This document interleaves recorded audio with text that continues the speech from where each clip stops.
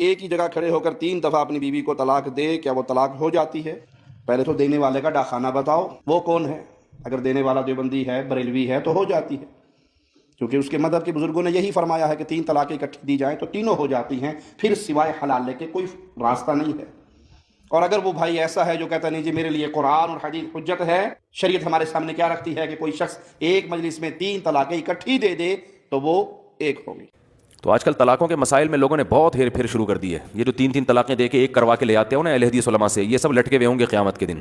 ہاں یہ بتا دوں، کسی اہل حدیث عالم کو اجازت نہیں ہے کہ وہ زنا کی اجازت دے دے۔ 3 طلاقوں کے بعد بیوی حرام، کوئی قرآن و حدیث میں ایسی دلیل نہیں ہے جس سے پتہ چلتا ہو کہ 3 طلاقیں ایک ہوتی ہیں۔ 100% غلط ہے۔ کسی کے سمجھ میں نہ آئے میرے پاس بٹھا دو، لائیو کیمرہ آن کر دو، میں دودھ کا دودھ پانی کا پانی 2 منٹ میں کر دوں گا انشاءاللہ۔ میں نے ایک اہل حدیث عالم کو یہ اپنے طلاق کے مسائل پر ایک کلپ ریکارڈ کروا کے بھیجا، میں نے کہا حضرت اس کا جواب دیں۔ کہنے لگے یار یہ 1400 سال سے اختلافی مسئلہ چلا آ رہا ہے، یہ مسئلہ حل نہیں ہوگا جو جس رائے پر عمل کر رہا ہے۔ میں نے کہا ایسا نہیں ہے، 1400 سال سے اختلافی نہیں ہے، صحابہ تابعین میں اجماعی مسئلہ تھا، بعد میں چند لوگوں نے اختلاف کیا ہے اور ان کے پاس کوئی مضبوط دلیل نہیں ہے۔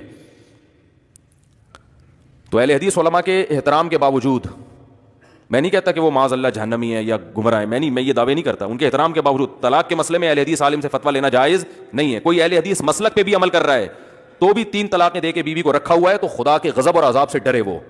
قرآن نے صاف طور پر کہا ہے کہ تیسری طلاق کے بعد بیوی حلال نہیں ہے۔ یہ بہت زیادہ یورپ میں، امریکہ میں بہت پھیل گیا یہ مسئلہ، کوئی دلیل نہیں ہے۔ ابن تیمیہ رحمۃ اللہ علیہ کا ایک تفرد ہے 7ویں صدی ہجری میں، وہ بڑے عالم تھے، بزرگ تھے، غلطی ہو گئی، اس غلطی کو پوری امت پہ تھوپا جا رہا ہے۔ غلطی ہر ایک سے ہو سکتی ہے۔ اور ڈاکٹر ذاکر نائک کا میں آپ سے زیادہ احترام کرتا ہوں، طلاق کے مسائل میں ڈاکٹر ذاکر نائک کی کوئی ویلیو نہیں ہے، وہ مفتی نہیں ہے، ان کو نہیں پتا کچھ بھی ان چیزوں کا، وہ اپنی فیلڈ کے امام ہیں، ان سے آپ اس کے بارے میں پوچھو۔ مسائل کام یہ ڈاکٹر ذاکر نائک کا نہیں ہے۔ لوگوں نے ایک اور مسئلہ بھی ڈاکٹر ذاکر نائک سے، وہ جو حیا کے خلاف ہے مسئلہ ہینڈ پریکٹس جس کو کہا جاتا ہے، وہ بھی ڈاکٹر صاحب کا ایک فتویٰ ہے کہ مکروہ ہے، کچھ مجبوری میں کچھ تھوڑا سا نرم الفاظ ہیں، ایسا بھی نہیں ہے۔ قرآن نے صاف طور پہ کہا ہے 2 ٹوک لفظوں میں، فمن ابتغى وراء ذلك، جو اس راستے کے علاوہ، یعنی بیوی کی طرف اللہ نے گویا اشارہ کیا ہے، جو بیوی کے علاوہ اپنی خواہش کسی بھی طریقے سے پوری کرے گا، یہ لوگ اللہ کی حدود سے تجاوز کرنے والے ہیں۔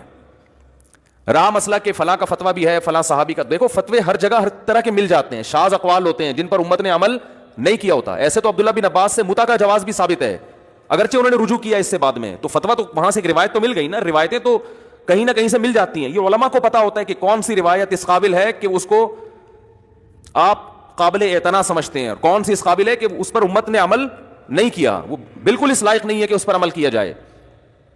قرآن نے صاف طور پہ کہا ہے فمن ابتغى وراء ذلك، اور قرآن نے یہ نہیں کہا فمن ابتغى وراءه کہ زوجہ کے علاوہ کوئی اور راستہ اختیار کرو گے تو وہ حرام ہے، یہ نہیں کہا۔ ذالک اس میں اشارہ، دس، جیسے انگلش میں دس کا لفظ ہے نا، یہ ہاتھ سے اشارے کے وقت بولا جاتا ہے۔ اللہ فرماتے ہیں گویا بیوی کی طرف اللہ اشارہ کر رہے ہیں، اس کے علاوہ کسی اور طرح سے خواہش پوری کی، تو یہ فتویٰ اللہ دے چکا ہے قرآن میں، اس کے علاوہ کسی اور طرح سے خواہش پوری کی، یہ لوگ اللہ کی حدود کو بولو توڑنے والے ہیں، حد سے تجاوز کرنے والے ہیں، اس میں ہینڈ پریکٹس بھی داخل ہے۔